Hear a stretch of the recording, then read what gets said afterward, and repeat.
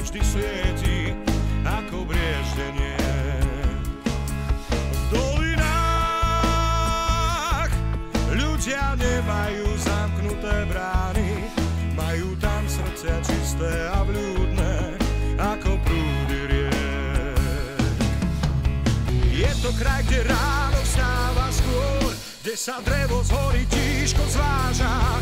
Je to Slovensko čarovné, hrdé, mám ho rád.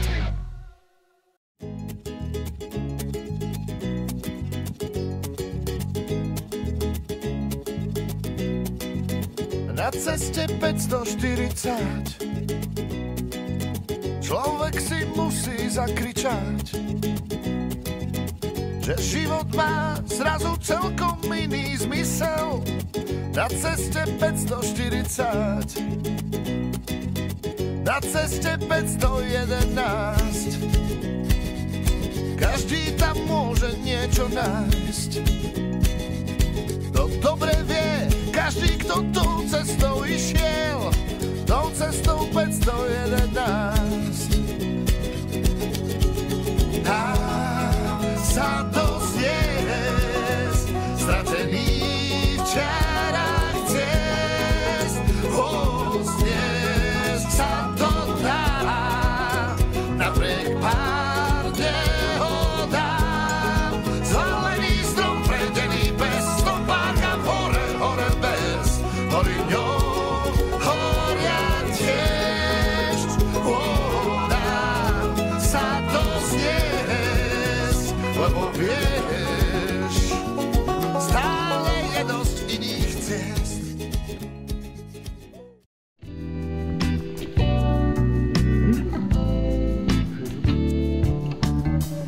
To točíme.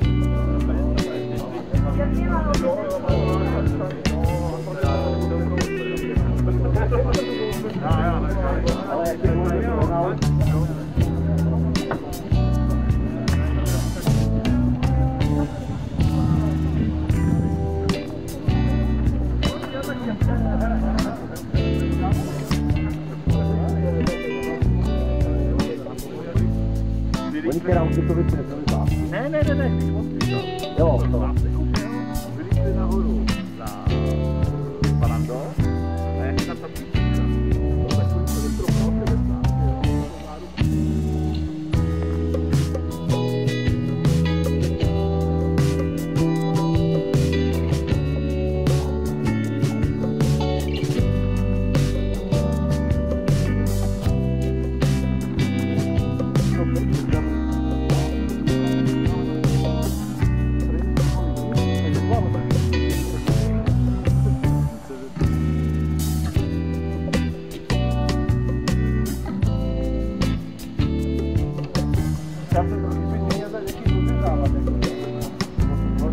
kameruje ti to? Áno.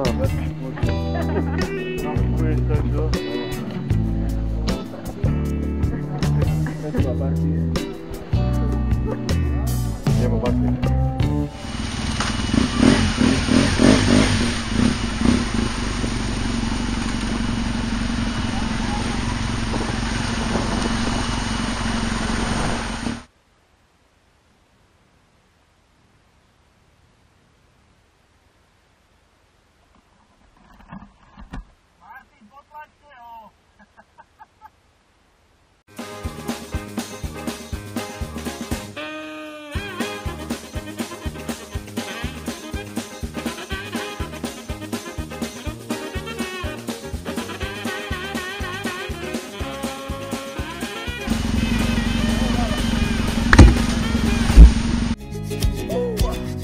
Na ceste 517 ako by zastavil sa čas. Človek tam rád stále niečo nové zbadá. Na ceste 517 na ceste 532 ten svet sa zrazu krajší zdá. Dokonca aj vtedy, keď hlad na zem sadá. Na ceste 532 dá sa to znieť.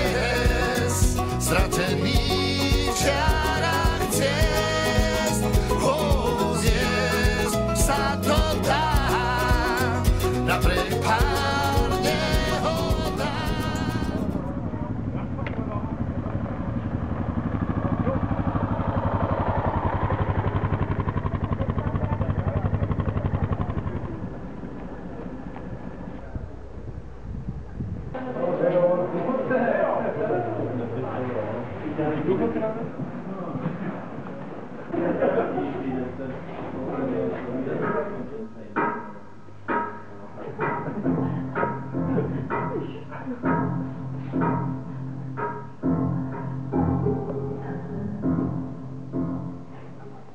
vás v Banskej Štiavnici, v jednom z najslávnejších baníckych miest Slovenska, ale aj Európy. Baníctvo tu začalo pred mnohými storočiami. V dobách svojej najväčšej slávy stálo na čele rozvoja baníckej techniky vo vtedy známom baníckom svete. Dnes, keď sú tieto slávne chvíle len spomienkou, tu máme najväčšie banícke múzeum na Slovensku. Toto sa snaží ukázať náročnú prácu a techniku, ktorá sa v baniach používala.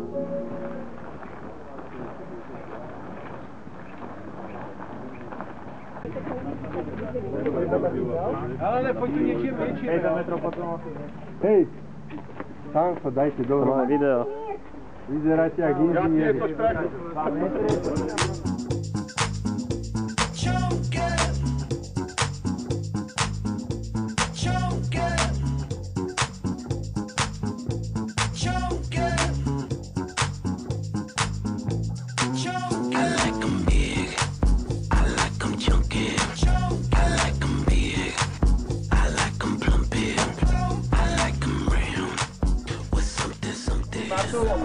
Táto spĺňa Bartolomej bola 450 metrov pod zemou. Páralo sa tam šachtou Ondrej. Šachtu Ondrej ste už videli na vrchu, kde ste sa obliekali, chodili ste okolo nej, to je ten výťah alebo prieska, čo ide dole do podzemia. Spĺňa Bartolomej mala 14 obzorov. Aby som vám vysvetlil, čo je to obzor, obzor je ako poschodie v paneláku. Poschodie v paneláku nad zem, obzor je dole pod zem. My pôjdeme dvomi, prvým obzorom Bartolomej, potom budeme fárať dole šachtou Ondrej a prídeme na obzor Ján. Vtedy budeme 50 metrov pod zemským povrchom. Potom, na prvej odbočke vľavo, ako som spomínal, bude ten oltárik zasvetený Panenke Márii a potom budú následne 3 pamätné tabule. Tieto 3 pamätné tabule sem boli dovezené z iných baní. Na ukážku sú ale z Banskej Štiavnici. Sú to pamätné tabule synov Márie Terézie a jej manžela. Už len také technické informácie. Prosím vás, pôjdete medzi tými dvomi kolajnicami, pekne za sebou vytvoríme taký vláčik. Sviete si hlavne pod nohy, prilby si nedávajte dole z hlav.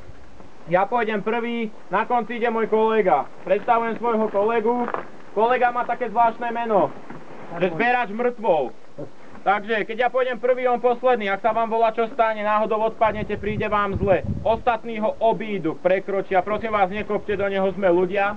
On si s ním poradí, ale či toho človeka ešte voľa kedy v živote uvidíte, tak to neviem. Takže nech sa páči, môžeme ísť. Riadne dramatično. Začíname.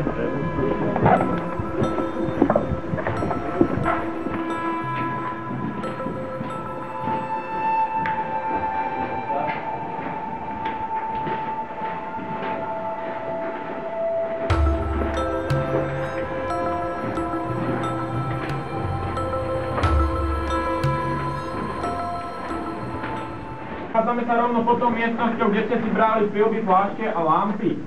Za vami sa nachádza šachta Ondrej. Teraz sa nachádzame na druhom obzore, na obzore Ján. Pod nami je ešte dole 400 metrov, takže 12 obzorov, ktoré sú zatopené. Popod nás stále tečie podzemná voda, ktorá sa musí stále čerpávať, lebo ináč bolo aj toto múzeum zatopené. Keď vyjdeme z tejto kresanice, budete mať také podzemné banské jazierko. Vzniká tam fontána. Táto fontána nie je robená žiadnou filtráciou alebo čerpadlom, tá voda vystrekuje pod vlastným tlakom. Všímajte si hlavne steny, okolo ktorých pôjdeme. Vzniká nám tu kvaplová jaskyňa. Tu je to ešte veľmi mladé, ale o pár tisíc rokov tu už nebude baňa, ale 100% jaskyňa.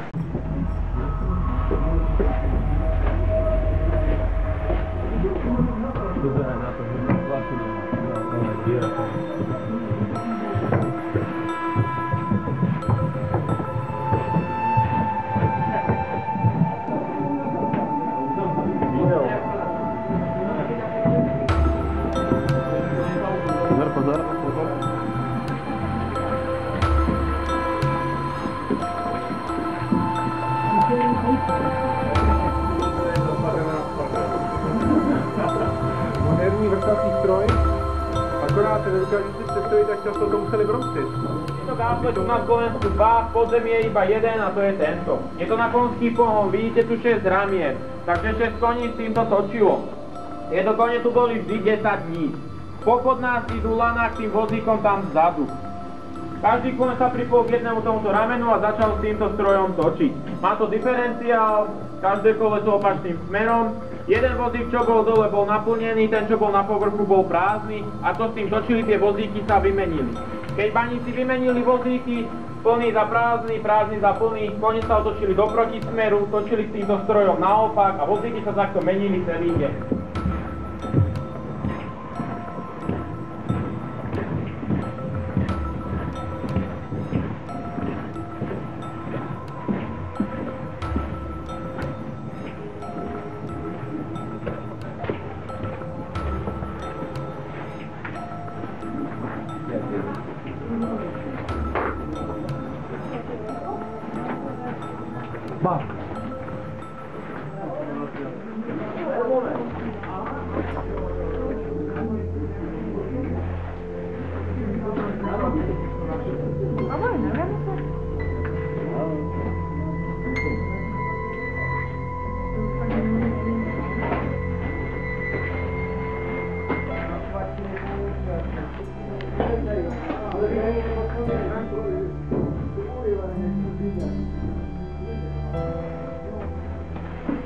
Nachádzame sa v Novobanskom diele. Pod vami je dvojkolaj. Dvojkolaj preto, lebo na jednej čaká vláčik, ktorý je plný, ktorý pôjde von, na druhej príde vláčik, ktorý je prázdny a čaká na naplnenie. Ako som spomínal, nad nami sa nachádza skládka, nad hlavami sa vám nachádzajú tie násypníky. Teraz k tomuto stroju. Je to vrtací voz BV4. BV4, lebo vpredu má také 4 vrtacie hlavice, tie banské vrtačky. Tento stroj je na diaľkové ovládanie. Diaľkové ovládanie si so sebou zoberie baník, môže odstúpiť ďalej. Nemusí byť v tom priamom hluku a v tom prachu. Pohybuje sa po kolajniciach. Pred nami tá stena sa nazýva čelba. Keď on navrta tú čelbu, odtiahne sa to preč, vloží sa do toho dynamit. Tomu sa povie, naláduje sa dynamit, odstrelí sa to, odbágruje a tento stroj ďalej pokračuje. Ako sme sa rozprávali, kresanica sa robila 10-12 metrov za rok, tento stroj to robí za deň. Aha, naspäť, ideme vody.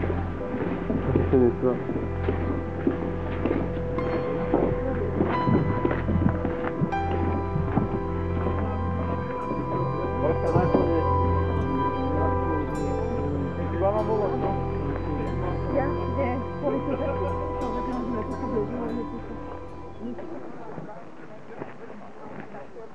Preherín. Oni sa rozkáže, lebo je bielý. 60. Ja ne, 60. 60.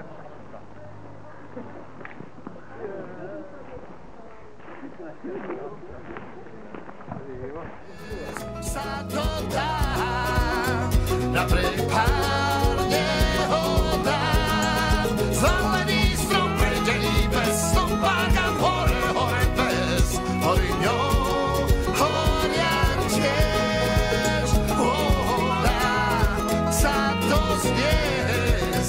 Lebo vieš, stále je dosť iných ciest.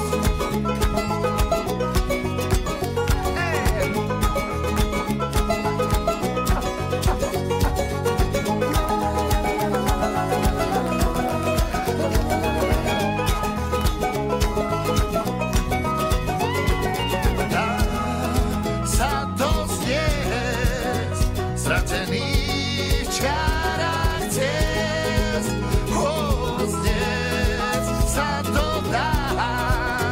napriek pár nehodám. Zelený strom predelí bez stopáka, hore, hore bez, hory ňou, horia tiež. Dá sa to zniesť, lebo vieš, stále je dosť iných ciest.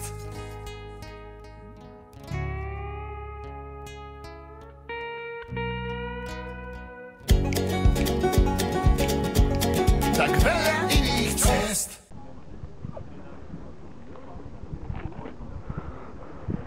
Ideme hore? Zúfala, ja radím. Na cestách mých, kde hledám, kudy se dát a kterou vesničkou je nejlepší jet. Abych nezapomněl a věděl všechno, co mám, krajinu v sobě a v ní celý svět. Kapličky bílé a v nich malinký kříž a vedle kapliček hned v hospůdce smích. Smích to je okénko, jak k Bohu být blíž a ještě s písničkou, když na tebe dých. Jedeme krajinou ráno, krajinou ráno, v Slovensku hrát.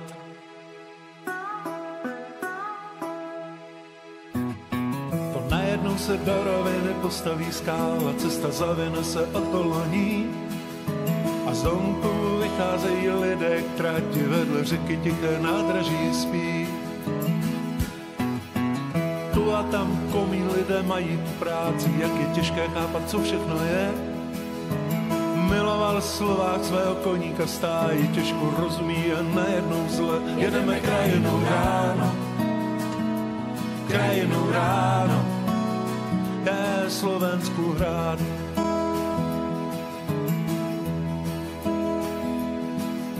Až jednou budem jen vzpomínat pláče, těžko bylo tuhle dobu tu žít. Tak krásná země a tak zkoušená časem, kde má sílu na všechno vzít. Neboj země, zahrajem ti o syncích z hor, jak jim darebáci házeli hrát, je pro tebe jen.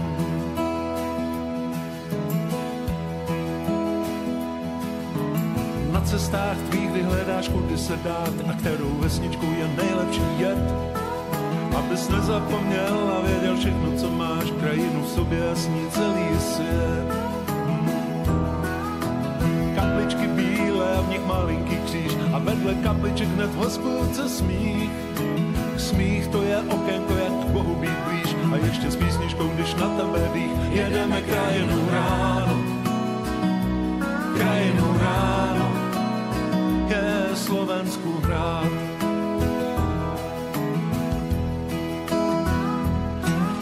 Až jednou budem jen vzpomínat pláče, těžko bylo tuhle dobu tu žít. Tak krásná země a tak zkoušená časem, kde má sílu na všechno vzít. Neboj země, zahrajem ti o syncích z hor, jak jim darebáci házeli hrát, je pro tebe jen.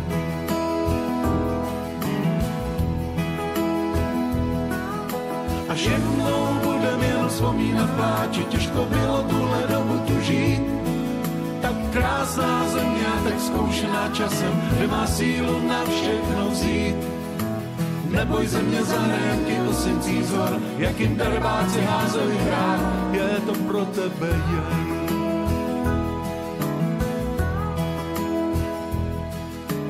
Na cestách mých nehledám, kudy se dát a kterou vesničkou je nejlepší jet. Abych nezapomněl a věděl všechno, co mám, krajinu v sobě a s ní celý svět.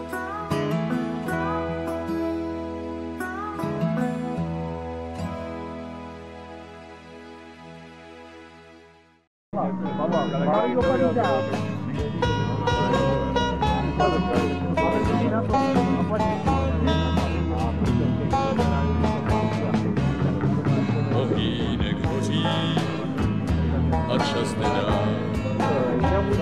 Uhlíky tvoří hnězdý mušám. Ve kůžku čeká lesy řeka a svůj řád. Ohýnek hoří a já jdu spát. No, já jsem dobře napísaný, máma je z Hrutek. A čas nedá. Pavouk se noří do stínu skál. Já vždycky v lese do nebe se díval rád. Ohýnek hoří a já jdu spát. Dobrou noc dám všem světluškám. Chtěl jsem jít, nevím už kam, ale stejně vlastně nikam nespěchám. Ohýnek hoří a světlo hvězd za 9 moří mě může nést. Mé krůžku čeká, hezky řeka má svůj řád.